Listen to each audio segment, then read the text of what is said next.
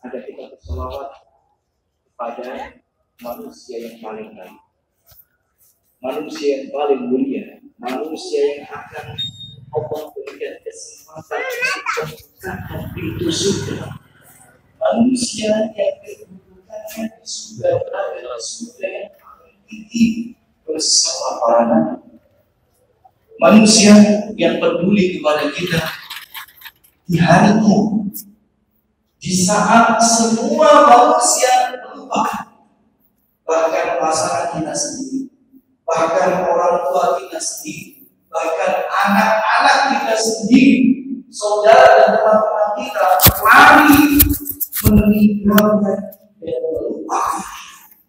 Tapi di saat itu Rasulullah SAW mendoakan dan terus mohon kebaikan kepada Allah Subhanahu wa Ta'ala.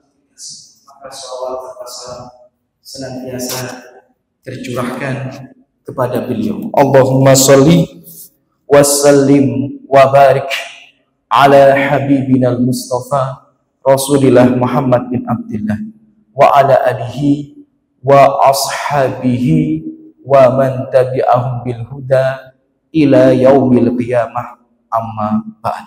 Baik, ikhwati fillah, Bapak Ibu, saudara-saudariku rahimani wa rahimakumullah, yang saya mencintai antum semua karena Allah, dan saya harap semoga selangkah demi langkah ya Allah memberikan kita petunjuk dan meningkatkan ketakwaan kita semuanya, dan berakhir dikumpulkan di surga Allah Subhanahu wa Ta'ala. Amin ya rabbal alamin. Kami ucapkan jazakumullah khairan. Semoga yang hadir di sini Allah balas dengan sebaik-baiknya balasan. Allah angkat derajatnya dan menjadi sebab bergugurnya dosa di sisi Allah Subhanahu wa Ta'ala. Ummahat, akhwat, bapak-bapak, saudara-saudaraku rahimani rahimakumullah.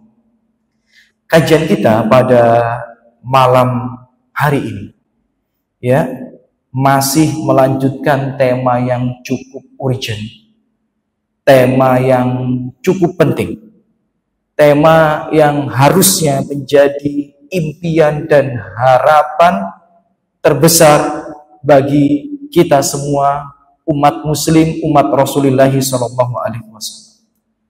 Tema kajian kita melanjutkan tema kajian sebelumnya adalah ya kiat bertetangga dengan Nabi di surga yang paling tinggi. Jadi, ikhwati fillah rahimani wa rahmakumullah, ternyata di dalam Al-Quran dan di dalam sunnah-sunnah Rasulullah SAW ada beberapa kiat yang apabila kita mengupayakannya, kita mengikhtiarkannya, akan ada kemungkinan yang besar kita nanti bukan hanya dimasukkan ke dalam surga, tapi juga menjadi tetangga Rasulullah SAW. Berarti kalau kita menjadi tetangga Rasulullah, kita di surga yang paling tinggi bersama para nabi. Dan ternyata itu bukan hal yang tidak mungkin, saudara-saudariku. Karena Allah sudah menjelaskan di dalam Al-Quran dan Rasulullah SAW telah mengabarkan di dalam sunnah-sunnahnya. Tinggal kita mempelajarinya bersama-sama dan mengupayakannya. Semoga Allah menerimanya dan menjadikan kita tetangga Rasulullah SAW. Terakhir, kita sampai pada poin yang kelima. Karena ada beberapa kiat ya, kita sampai pada kiat yang kelima. Kiat yang pertama ya kita review sedikit adalah mutaba'ah. Taat dan mutaba'ah kepada Rasulullah SAW. Taat dan mutaba'ah. Mutaba'ah itu apa? Mutaba'ah itu mengikuti sunnah-sunnah Rasulullah SAW. Itu kiat yang pertama. Berusaha taat kepada perintah-perintah dan larangan-larangan beliau alaihissalatu wassalam. Kemudian yang kedua, mencintai Rasulullah SAW. Ya, jadi barang siapa yang mencintai dengan benar-benar cinta, bukan cinta yang palsu, bukan cinta yang dusta, bukan hanya cinta di lisan, tapi juga dalam perbuatan dan amalan, maka dia bisa menjadi tetangga Rasulullah SAW di surga. Allah Subhanahu wa taala. Kemudian yang ketiga kemarin adalah memperbanyak sholat sunnah. Ya, memperbanyak sholat sunnah. Ya, sebagaimana sabda Rasulullah kepada salah seorang sahabat, fa'inni ala nafsik bi kasrati sujud. Bantulah aku untuk memenuhi harapan dan cita-citamu itu dengan memperbanyak sujud, memperbanyak sholat-sholat sunnah. Makanya para ulama-ulama salaf itu ketika mereka memahami hadis ini dengan baik, luar biasa, mereka berupaya semaksimal mungkin memperbanyak sholat-sholat sunnahnya. Maka sampai dalam sebuah riwayat dikatakan Imam Ahmad bin Hanbal rahimahullah ta'ala ketika sakit saja sholatnya itu 150 rakaat kurang lebih ketika sakit, dan ketika sehat sholatnya 300 rakaat kurang lebih. Ya. Mengapa? Karena beliau benar-benar memahami hadis ini dan benar-benar berupaya menjadi tetangga Rasulullah SAW. Maka kalau kita ingin yang sedemikian juga perbanyak sholat-sholat sunnah, dimulai dari sholat-sholat yang paling penting, yang paling utama, sholat tahajud, sholat witir, sholat malam, kemudian sholat sunnah rawatib, ya, dan sholat-sholat sunnah yang lainnya. Ya, jadi dimulai dari yang sunnah muakkadah terlebih dahulu. Kemudian yang nomor 4 kemarin berakhlak mulia. Bukan hanya kepada orang yang baik kepada kita, tapi juga kepada orang yang berbuat buruk, benci, ya, bersikap jelek kepada kita, kita tetap berupaya berbuat baik, berakhlak mulia kepada mereka. Dan yang terakhir yang nomor 5 adalah kemarin, ya, di kiat yang nomor 5 kemarin, memperbanyak membaca sholawat. Ya, memperbanyak membaca sholawat, tapi sholawat yang disyariatkan, disunnahkan, atau sholawat yang sifatnya mubah. Karena di pertemuan yang lalu kami sampaikan ada sholawat yang mengandung unsur maksiat, sholawat yang mengandung unsur kesyirikan, sholawat yang menyelisih syariat. Ada nggak Ustaz? Ya ada, banyak. Sholawat itu artinya pujian-pujian, doa-doa untuk Rasulullah SAW. Tapi ada pujian-pujian yang menyelisih syariat. Maka berhati-hati. Apalagi, ini walaupun direkam nggak apa-apa saya sampaikan. Ya, karena konsekuensi daripada kami adalah menyampaikan kebenaran walaupun tidak enak didengarkan. Itu konsekuensi daripada seorang mubalik, seorang dai, ya, ustadz-ustadz yang lain, ya, ketika mereka mengikrarkan dirinya menjadi seorang guru, menjadi seorang ustadz, menjadi seorang dai, maka mereka harus siap menyampaikan kebenaran walaupun kurang enak didengarkan. Apalagi di hari-hari yang seperti ini, jika Allah memberikan hidayah kepada kita hadir di majelis ilmu, sedangkan ada banyak saudara-saudari kita, mungkin mereka tidak tahu, mungkin mereka, ya, belum belajar, ya, memeriahkan Maulid Rasulullah SAW. Bukan hanya sekedar memeriahkan, masalahnya ada bacaan sholawat-sholawat yang menyelisih syariat. Dan kita ilmiah ini nanti, bukan berarti karena kita benci kepada mereka, bukan, kita sayang. Justru kalau bisa kita ini, ya, berbagi ilmu dengan mereka. Contoh, Bapak Ibu rahimani wa rahimakumullah, salah satu bacaan-bacaan sholawat yang dibaca oleh kaum muslimin, ya, di peringatan Maulid itu biasanya barzanji. Pernah dengar ya? Barzanji gitu ya, yang biasanya ada sholawat-sholawat dibaca kemudian dia berdiri dan lain sebagainya, ya. Terkadang mereka itu kan nggak bisa bahasa Arab, ya, semoga Allah memaafkan atas ketidaktahuannya, semoga.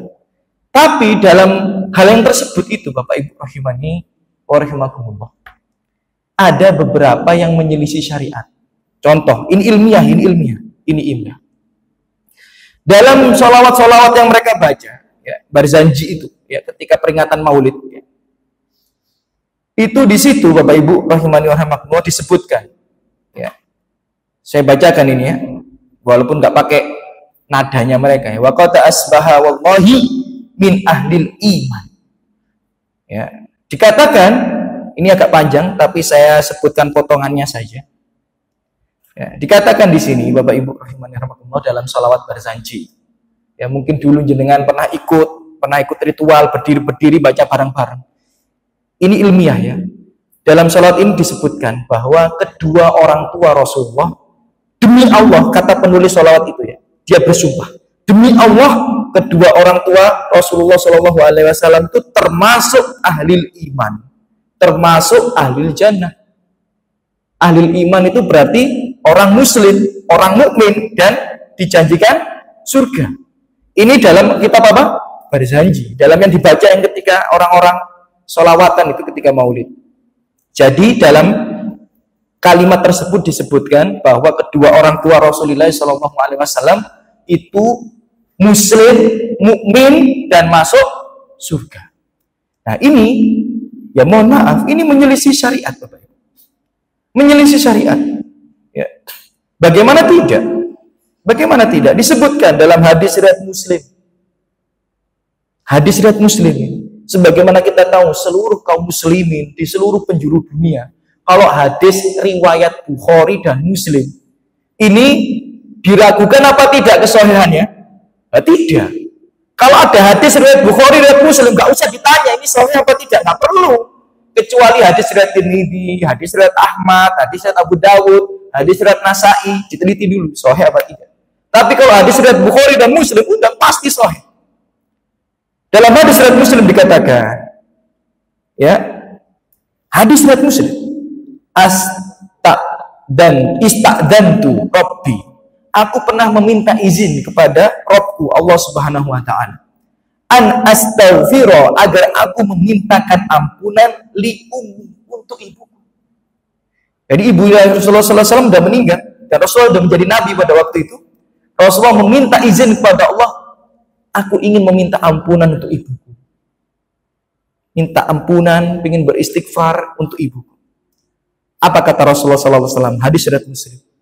Falam ya'dzanli, dan Allah tidak mengizinkan aku. Allah tidak mengizinkan aku. Wasta'dzantuhu, tapi aku minta izin kepada Allah Subhanahu wa taala an azura qabraha, agar aku diperbolehkan ziarah kuburnya. Maksudnya apa? Dulu ziarah kubur itu haram. Tapi Rasulullah minta izin untuk menziarahi kuburnya. Maka Allah mengatakan, Rasulullah Shallallahu Alaihi Wasallam mengatakan, fa'adinali, maka Allah mengizinkan aku. Maka sejak saat itu ziarah kubur hukumnya apa? Sunnah, boleh, mubah, bahkan berpahala jika ada beberapa poin yang kita kerjakan ketika kita ziarah kubur, menjadi sunnah. Tapi kenapa Rasulullah Shallallahu Alaihi Wasallam dilarang, tidak diizinkan meminta ampunan kepada ibunya? Ya karena ibunya mati dalam keadaan kafir. Hadis riwayat Muslim. Tapi dalam sholawat Barzanji itu disebutkan bahwa ibunya Rasulullah ahli iman dan layak untuk masuk surga. Bukan hanya ibunya, bapaknya juga. Nah ini ada hadis lainnya riwayat Muslim. Hadis riwayat Muslim lagi. Anna rajulan, ada seorang laki-laki, qol, berkata, ya Rasulullah, aina abi, wahai Rasulullah, di mana ayahku? Jadi dia mendatangi Rasulullah, tanya, bapaknya itu sudah meninggal. Maksudnya tempat ayahku nanti di akhirat itu di mana? Qala Rasulullah sallallahu alaihi wasallam, berkata Rasulullah sallallahu alaihi wasallam, finnar, bapakmu tempatnya di neraka. Kemudian laki-laki itu sedih, ya, kemudian meninggalkan Rasulullah sallallahu alaihi wasallam. Falamma qafa da'a, ketika sedih mukanya, ya, dalam riwayat dikatakan menangis, kemudian pergi meninggalkan Rasulullah, dipanggil sama Rasulullah sallallahu alaihi wasallam. Wahai pemuda, berkata Rasulullah sallallahu alaihi wasallam, inna abi wa abaka finnar. Inna abi wa abaka finnar. Hadis riwayat Muslim, bukan riwayat Armedi, bukan. Hadis riwayat Muslim ini, bukan riwayat Ustadz, bukan riwayat Muslim. Apa artinya? Wahai pemuda, ya, inna abi, sesungguhnya ayahku dan ayahmu tempatnya di neraka. Hadis riwayat Muslim.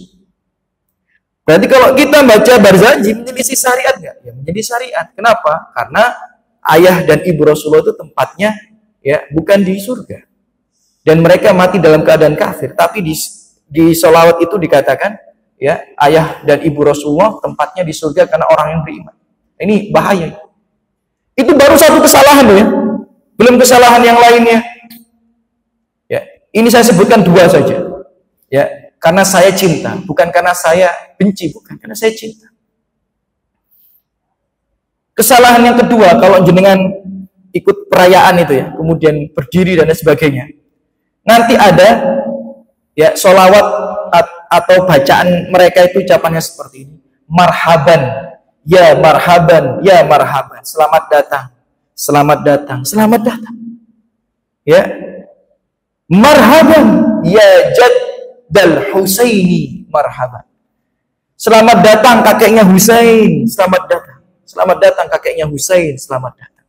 Pernah dengar ya? Ya kayak gitu. Nah. Di sini ditulis bahwa ketika kita membaca Barzanji menurut mindset mereka, ruh Rasulullah Shallallahu Alaihi Wasallam itu datang. Nah ini repot. Sejak kapan ya Rasulullah Shallallahu Alaihi Wasallam dikabarkan bisa mendatangi kita ruhnya? Repot ini. Jangankan ruhnya, Rasulullah Shallallahu Alaihi Wasallam saya tidak tahu keadaan kita sekarang, nggak tahu. Nah ini ilmiah lagi, bukan karena benci, bukan kami sayang. Jenengan tahu ya hadis riwayat Bukhari. Hadis riwayat Bukhari, ya, ketika Rasulullah Shallallahu Alaihi Wasallam mengatakan kepada umatnya di padang mahsyar, ana ya faratukum alal haudi, aku menunggu kalian di telagaku. Ya, singkat cerita, ketika kita nanti dibangkitkan di padang mahsyar, dalam riwayat kita bisa berdiri itu ada yang ngerasa cuma sebentar saja, ada yang ngerasa 40 tahun lamanya, ada yang merasa sampai 50.000 tahun lamanya di padang mahsyar, tergantung imannya. Tapi kemudian Rasulullah SAW berdoa meminta kepada Allah Subhanahu Wa Taala agar berdiri di padang mahsyar itu dicukupkan. Maka dicukupkan, ya. Kemudian setiap umat bergegas ke telaganya nabinya masing-masing, ke telaga nabinya masing-masing. Maka Rasulullah mengatakan pada umatnya, ana faratukum alal haudi, aku menunggu kalian di telagaku, kata Rasulullah Shallallahu Alaihi Wasallam. Hadis sahih riwayat Muslim, riwayat Bukhari. Maka ketika Rasulullah SAW udah duluan nunggu di telaga beliau, telaga yang paling besar di antara telaga para nabi yang lainnya, berbondong-bondong umat Rasulullah SAW datang. Dan tidak sedikit, bahkan banyak di antara mereka dihalang-halangi oleh malaikat untuk bisa meminum telaga Rasulullah SAW. Kemudian Rasulullah mengatakan, ya Rob, ashabi. Ya Rob, kenapa kau halangi mereka? Mereka itu teman-temanku, mereka itu umat-umatku. Fayuqol, dikatakan kepada Rasulullah SAW, innaka la tadri, wahai Muhammad, sesungguhnya engkau tidak tahu. Sesungguhnya engkau tidak tahu, wahai Muhammad, dan sesungguhnya engkau tidak tahu, Nabi Muhammad itu tidak tahu apa yang terjadi di dunia ini sekarang. Tidak tahu. Wa innaka la tadri ma ahdasu ba'daka, apa yang mereka kerjakan daripada bid'ah-bid'ah sepeninggalmu. Hadis riwayat Bukhari. Jadi Rasulullah tidak tahu apa yang terjadi pada umatnya sekarang. Sedangkan di Barzanji itu dikatakan bahwa ruhnya Rasulullah SAW itu bisa datang ketika dibaca sholawat tersebut, ketika peringatan apa? Maulid. Ngapain ruhnya Rasulullah datang? Nemuin kalian yang suka joget-joget. Ngapain ruhnya Rasulullah datang? Nemuin manusia-manusia yang banyak di antara mereka nggak sholat, suka maksiat, sholawatan campur baur laki-laki dan perempuan joget-joget. Ngapain? Sedangkan Fatimah saja yang sakit, wanita yang paling dicintai oleh Rasulullah SAW daripada anak-anaknya, nggak didatangi. Kita semua tahu sejarahnya Fatimah meninggal itu bagaimana? Fatimah itu meninggal 6 bulan setelah Rasulullah SAW meninggal. Kenapa? Karena saking rindunya dengan Rasul. Gak kuat. Kerinduan yang begitu mendalam kepada Rasulullah SAW. Saking cintanya kepada ayahnya, saking rindunya kepada ayahnya, Fatimah itu akhirnya sakit-sakitan. Sakit-sakitan kemudian meninggal. Seandainya ruh Rasulullah itu bisa datang, coba antum pikir dengan logika. Ayo kita pikir dengan logika. Ya, kita pikir dengan logika. Seandainya ruh Rasulullah itu bisa datang ke dunia, Rasulullah milih mana? Jenguk anaknya yang sakit atau nemuin antum? Nah ini seandainya, coba ayo kita pikir bareng-bareng. Fatimah dalam sebuah riwayat dikatakan wanita yang akan menjadi pemimpin di surga. Ibu-ibu, nanti kalau insya Allah jenengan masuk surga, jenengan akan dipimpin oleh Fatimah radhiyallahu anha. Fatimah itu salah satu penghulu surga nanti, pemimpin-pemimpin di surga. Jadi jenengan nanti kalau diarahkan, ya, jenengan diinstruksikan, salah satu penginstruksi, pengarah yang ada di surga nanti adalah Fatimah radhiyallahu anha. Wanita yang dijamin surga, bukannya dijamin surga, menjadi pemimpin ibu-ibu nanti di surga. Dan wanita yang sangat dicintai oleh Rasulullah SAW dan cinta sekali pada Rasulullah SAW. Pertanyaannya, cinta kita dengan cintanya Fatimah besar mana kepada Rasulullah? Bukan berarti merendahkan cinta antum dan cinta saya ini, bukan. Tapi Fatimah pasti lebih cinta pada Rasulullah daripada kita. Karena Fatimah anaknya, umatnya, sahabatnya, dan wanita yang memiliki kedudukan yang sangat tinggi, bahkan paling tinggi nanti di antara 4 wanita itu di surga. Sakit, sakarat gara-gara saking rindunya dengan Nabi. Kalau seandainya ruh Nabi itu bisa datang, kira-kira jenguk Fatimah dan jenguk kita? Ya jenguk Fatimah lah, ngapain jenguk kita? Apalagi keliling se-Indonesia. Di Mojokerto ada berapa orang, ya berapa majelis, ya pasti akan memilih menjenguk Fatimah, memberikan nasihat biar nggak terlalu sedih dan sebagainya. Tapi adakah riwayat yang menjelaskan ruhnya Rasulullah datang menemui Fatimah? Nggak ada satu.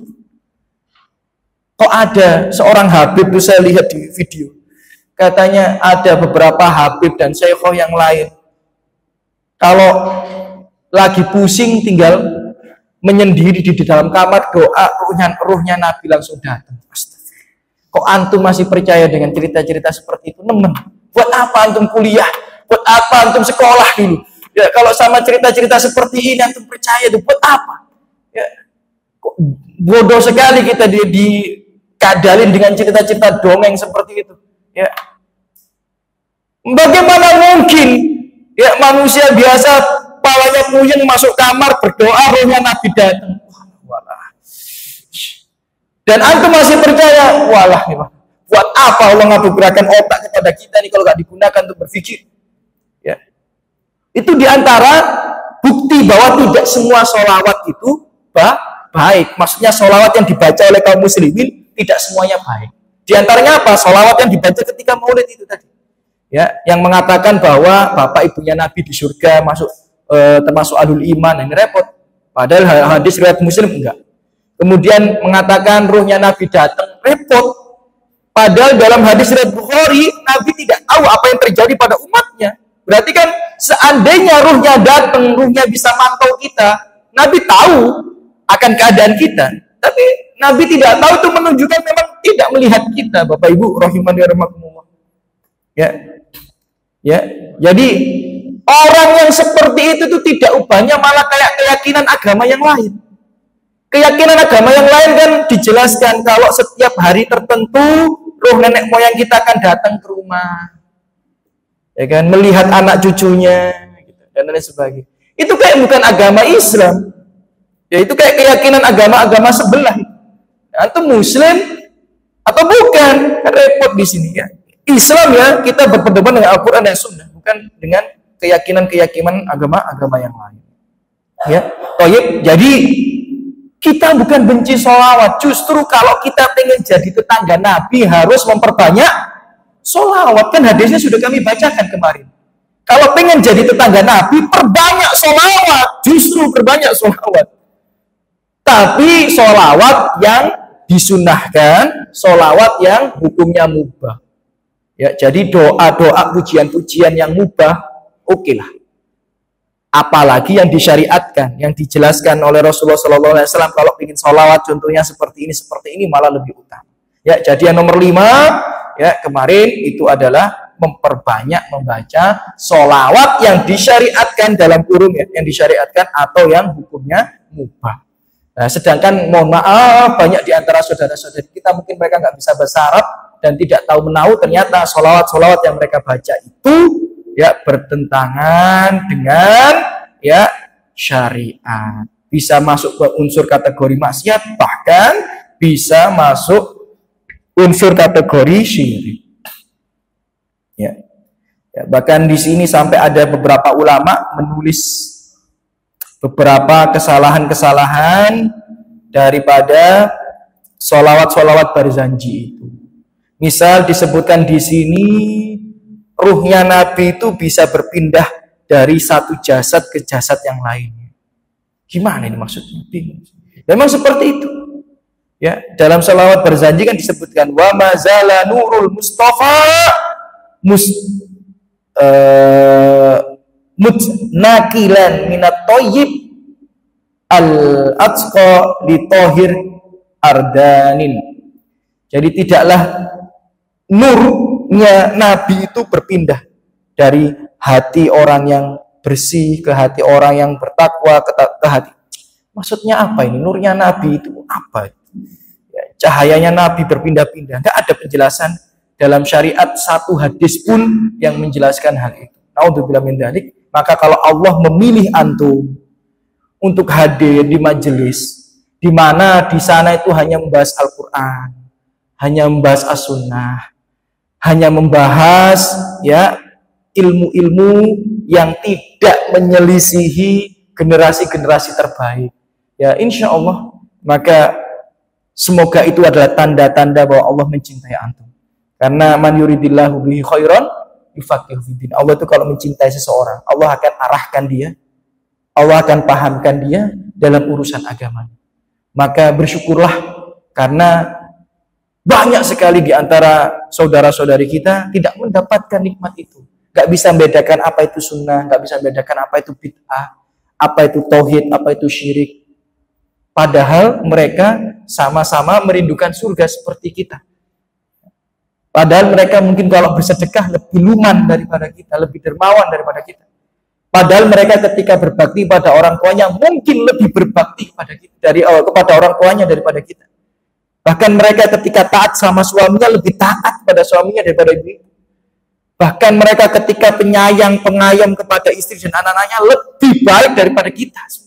Tapi mereka tidak mendapatkan nikmat hidayah berupa ya nikmat tauhid, nikmat mengenal sunnah dan lain sebagainya. Maka bersyukurlah kepada Allah.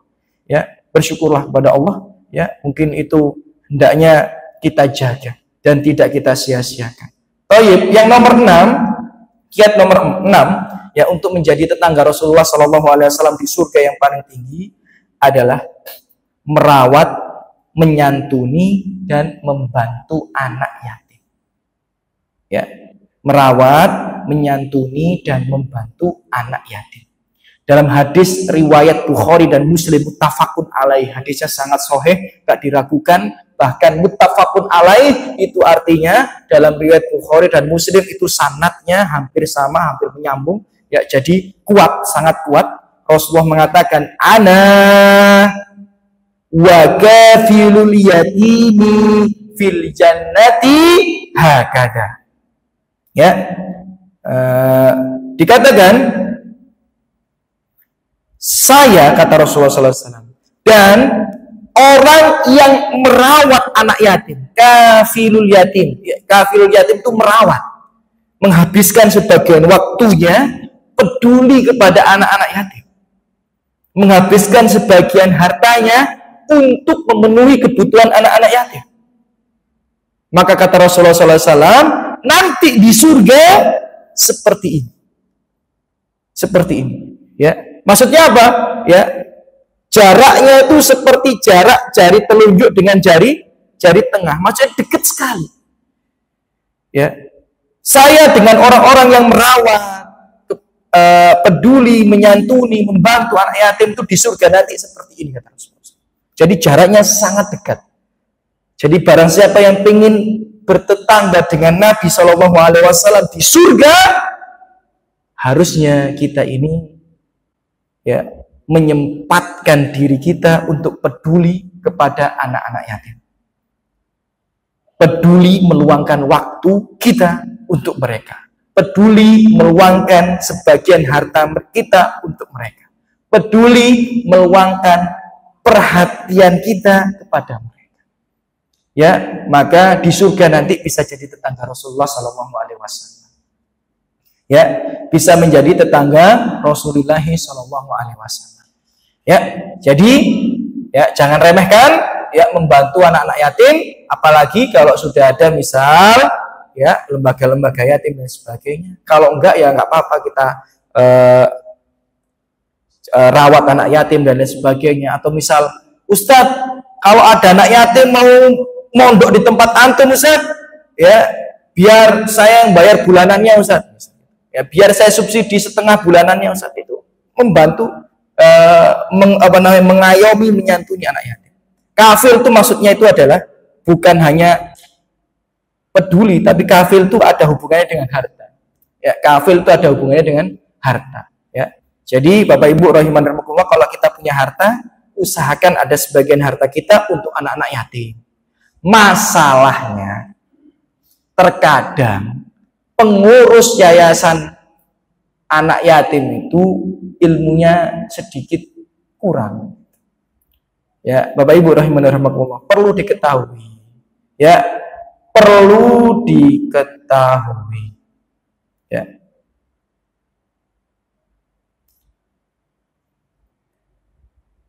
Yatim, ya, dalam bahasa Arab yang dimaksud yatim, al yatimu finnasi, ya, min kibalil ab, ya, wa fil bahaimi min kibalil wala yuqalu liman faqadal minan nasi yatimun. Secara bahasa, Bapak Ibu rahimani wa rahimakumullah, makna yatim itu adalah manusia yang ditinggal mati bapaknya. Saya ulang ya, ditinggal apa? Mati, bukan ditinggal kabur. Ya, bukan ditinggal apa? Ditinggal kabur. Kalau bapaknya kabur itu bukan yatim. Itu namanya tidak bertanggung jawab. Tapi bukan yatim, jangan dipaksa. Ini yatim ini, bukan, dia bukan yatim. Atau misal ibunya hamil di luar nikah, bapaknya nggak tahu siapa, itu bukan yatim. Ya, itu bukan yatim. Yang dimaksud yatim itu dia punya bapak, kemudian bapaknya meninggal dunia. Itu yatim ya dari golongan manusia. Sedangkan dari golongan hewan yang dimaksud hewan yatim, ada ini memang secara bahasa. Hewan itu yatim, dikatakan yatim kalau kehilangan ibunya. Jadi manusia kalau kehilangan bapaknya yatim, hewan kalau kehilangan ibunya yatim. Dikatakan jika ada seorang manusia yang kehilangan ibunya tidak dinamakan yatim. Jadi kalau ada, Ustadz, saya bisa titip anak yatim enggak? Oh iya. Gimana keadaannya? Oh itu, bapaknya enggak tahu kemana, ibunya sudah meninggal. Itu bukan yatim. Karena yang dimaksud yatim itu bapaknya yang meninggal. Ya. Kalau ibunya yang meninggal bukan yatim. Ya. Nah terus bagaimana Bapak Ibu rahimahumullah?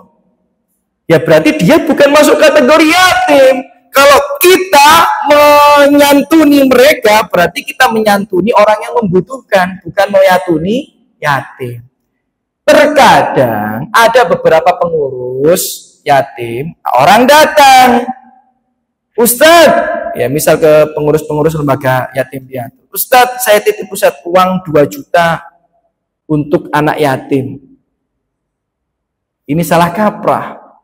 Padahal yang ada di situ bukan hanya anak yatim, juga ada anak yang ditinggal kabur orang tuanya. Yatim apa bukan? Bukan. Maka sebagai pengurus lembaga yatim piatu misal, kalau ada orang ngomong seperti itu, Ustadz ini uang 2 juta buat anak yatim, jangan diterima. Tahan dulu, bilang yang kami urus bukan hanya anak yatim, yang kami urus adalah yatim dan duafa. Boleh nggak uang ini buat yatim dan duafa? Kalau dia bilang boleh, baru kelola. Kalau tidak, ya berarti jenengan hanya boleh mengelola uang itu untuk anak yatim. Kalau itu uang 2 juta, misalnya ada beberapa teman kemarin itu ya ngomong 6 anak. Ternyata dari 6 anak itu yang yatim cuma 1. Yang 5 membutuhkan. Lah ini kalau ada uang 2 juta untuk anak yatim diberikan kepada semuanya, ini masuk jatuh pada dosa besar. Coba antum googling nanti. Salah satu dosa besar itu adalah mengkonsumsi harta anak yatim. Yang harusnya 2 juta itu untuk 1 anak tadi, dikasihkan juga ke 5 anak tadi, berarti ini masuk mengkonsumsi harta anak yatim, dosa besar. Makanya ilmu itu penting. Niat baik saja tidak cukup. Belum berhenti di situ. Dalam makna yatim dikatakan al-yatimu bi annahu man mata abuhu wa huwa dunal bulugh. Yang dimaksud yatim adalah anak yang ditinggal mati bapaknya ketika dia belum balik. Li hadisin, ya, berdasarkan hadis la yutma ba'da ihtilam, tidak masuk kategori yatim siapa yang sudah mimpi basah. Mimpi basah berarti masuk kategori apa? Balik. Jadi kalau yang dikelola anaknya wis SMP, anak yatim apa bukan ini? Bukan. Kalau kita bantu mereka, berarti kita bantu anak yang membutuhkan, bukan anak yatim. Nah ini ada kisah lucu. Ini serius ini, wallahi ada kisah lucu ini. Ya. Jadi saya dulu kan tinggal di masjid. Masjid itu di Jakarta, yang lantai 1 ini itu buat aktivitas ibadah. Gitu. Lantai 2 kosong, dibuat tinggal beberapa mahasiswa. Ya. Masak di situ, makan di situ dan sebagainya. Kemudian ada salah satu teman bilang, ya, bentar lagi ada anak yatim datang. Tolong dibantu. Kalau dia lapar, tolong dikasih makan. Kalau dia butuh apa-apa, tolong dibantu. Kasihan, sudah yatim dia. Bapak ibunya udah nggak ada. Dia bilang, oh iya, siap insya Allah siap. Nah dia dari Ambon datang ke Jakarta, apa istilahnya itu? Apa istilah dari Ambon ke Jakarta itu? Hijrah, masa hijrah? Apa namanya? Merantau, iya. Dari ya, dari Ambon ke Jakarta merantau, yatim, bayangin, nggak punya bapak, nggak punya ibu, jadi tolong dibantu. Boleh nggak tinggal di atas bareng kalian? Oh boleh, welcome gitu kan, anak yatim, gitu ya. Ya nanti kalau lapar ya makan bareng kita, ya minum bareng kita, kebutuhan kita penulah, cuma satu orang aja kan. Oh iya, gitu. Loh, dateng loh, brewok lu dewa tuh aku. Datang loh, jenggotnya lebih panjang dari saya, ini gimana nih? Terus saya bilang, loh gimana nih? Terus, loh ini ternyata termasuk fulan gitu. Iya. Loh, berapa umurnya? 22. Astagfirullah. Umur saya waktu itu udah 24. Ya, 22. Ini bukan yatim ini carikan jodoh buat nikah ini saya.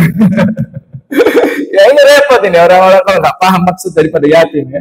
Jadi yatim itu ya bukan hanya yang hanya ditinggal mati bapaknya saja, bukan, tapi juga yang belum masuk umur balik.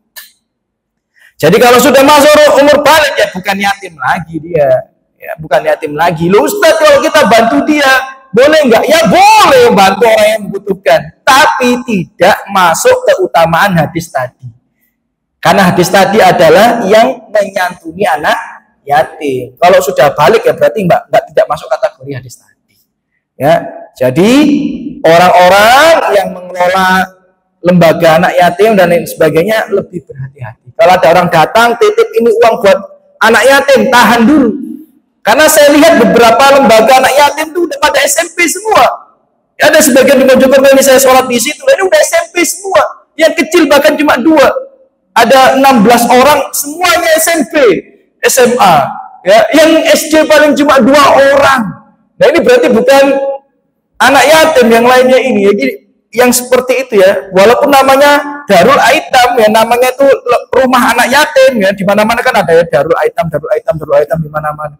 Ya, tapi belum tentu yang tinggal di situ semuanya yatim. Bisa jadi mantan anak yatim.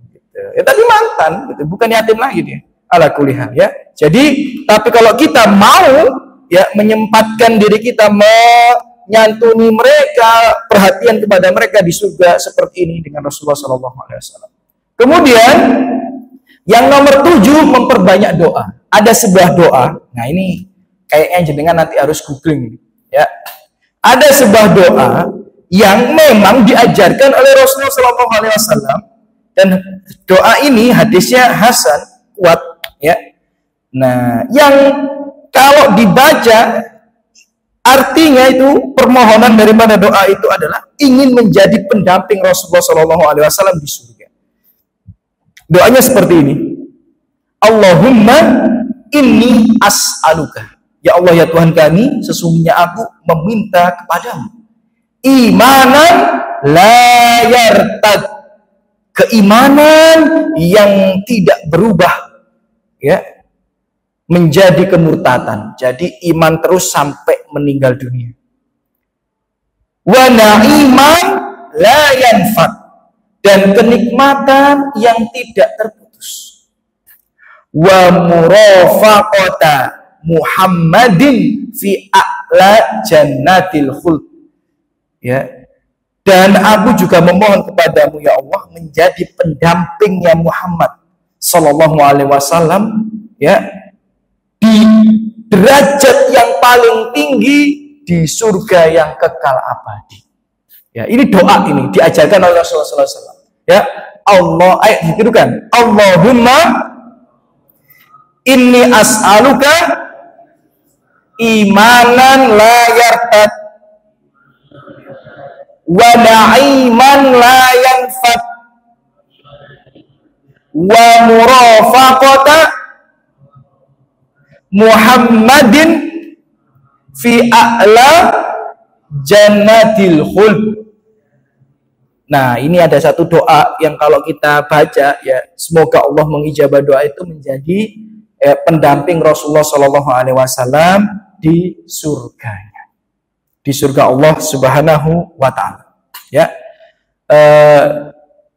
Kemudian Bapak Ibu rahimani wa rahimakumullah. Ya. Kiat menjadi pendamping Nabi di surga yang paling tinggi. Ya, itu kurang lebih ada 10. Kita sudah sebutkan 7, yang nomor 8 ini kita sebutkan sedikit, tapi butuh penafsiran, butuh penjelasan.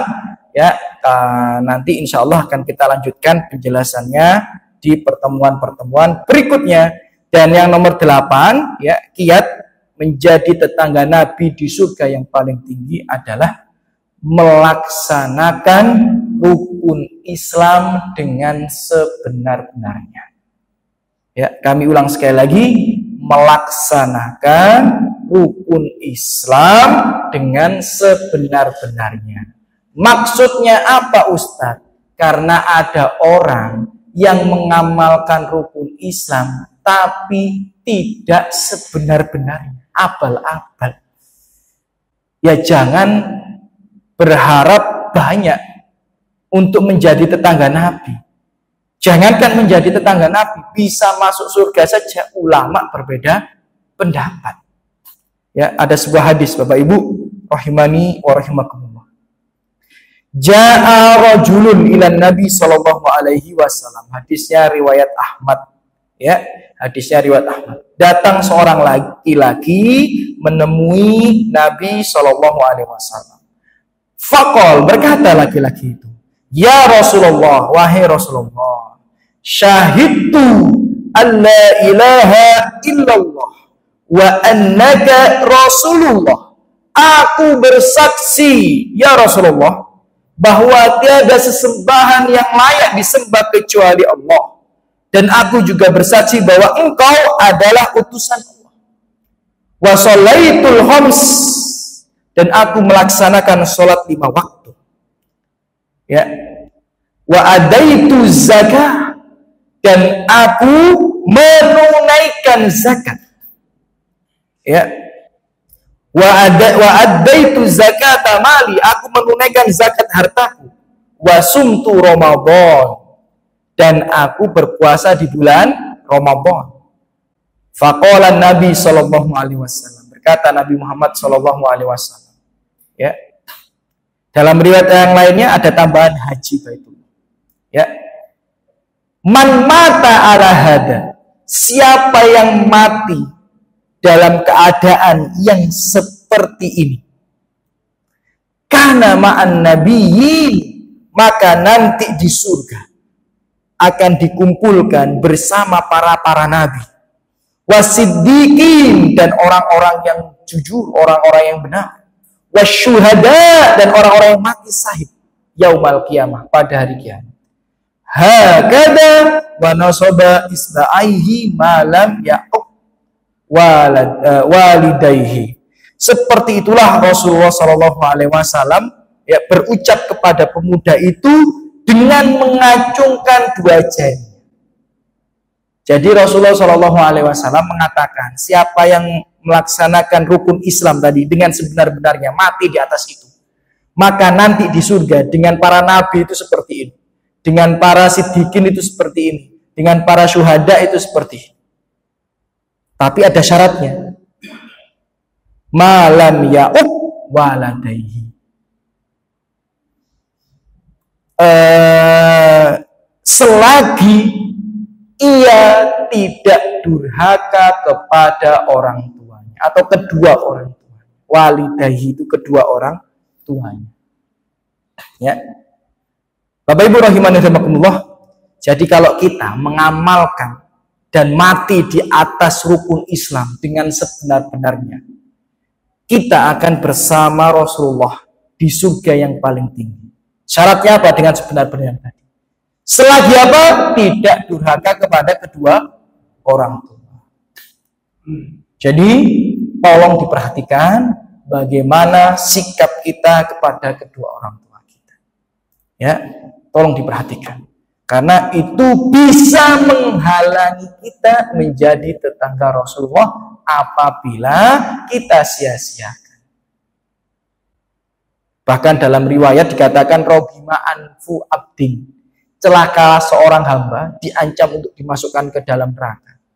Di antaranya adalah mereka yang mendapati kedua atau salah satu daripada orang tuanya ketika masih hidup tapi tidak bisa masuk surga.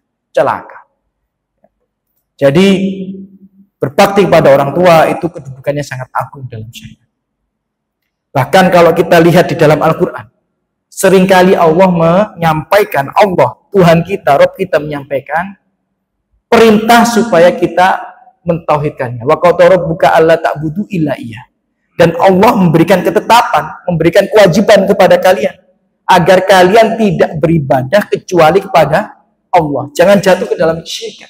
Semua ibadah kita pastikan kita tujukan untuk Allah. Berarti ini apa? Tauhid. Kemudian apa setelah ada perintah tauhid? Wabil walidaini ihsan.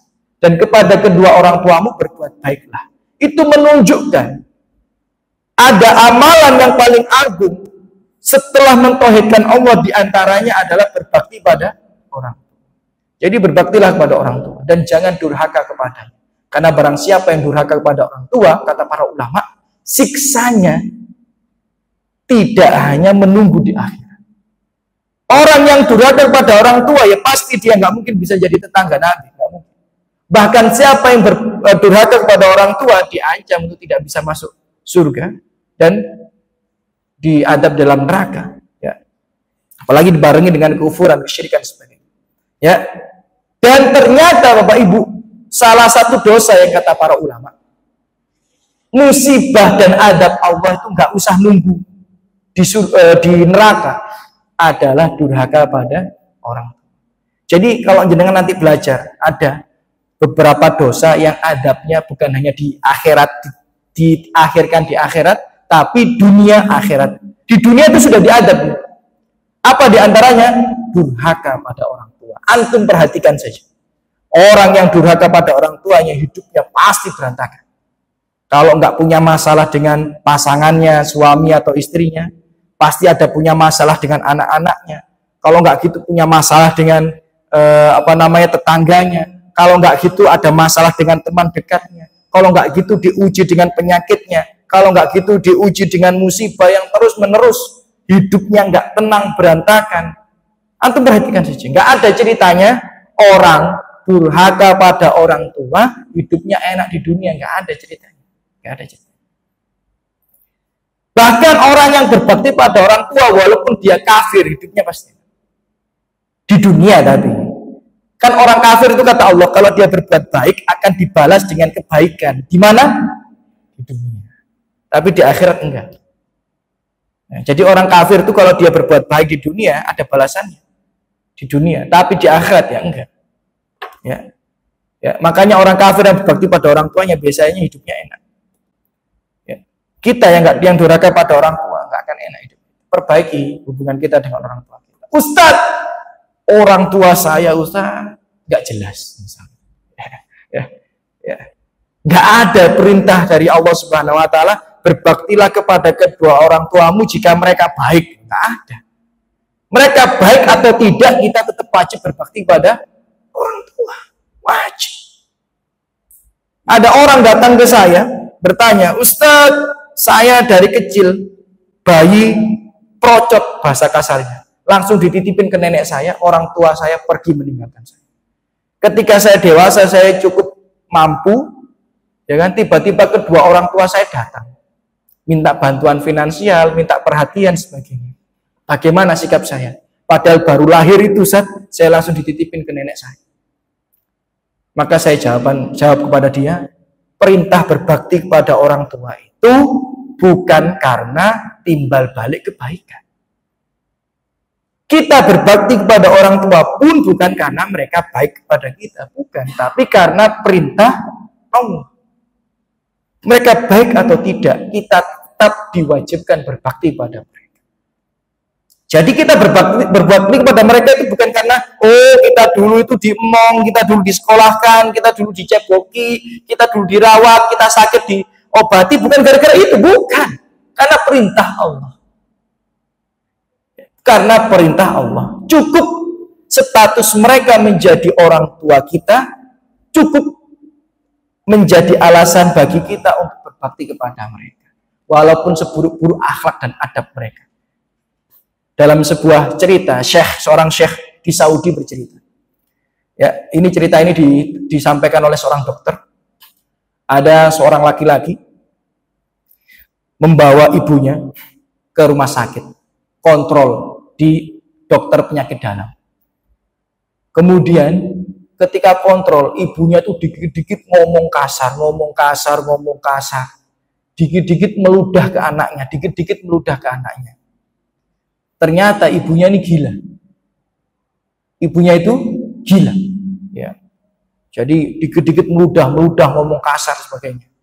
Ya. Tapi diantar sama anaknya kontrol ke dokter gitu ya. Karena sakit kalau nggak salah penyakitnya diabetes atau. Nah, kemudian sampai ibunya bilang, "Kamu tuh bohong, katanya mau ngajak saya ke Masjidil Haram dan sebagainya gitu." Sambil meludah ngomong kasar gitu.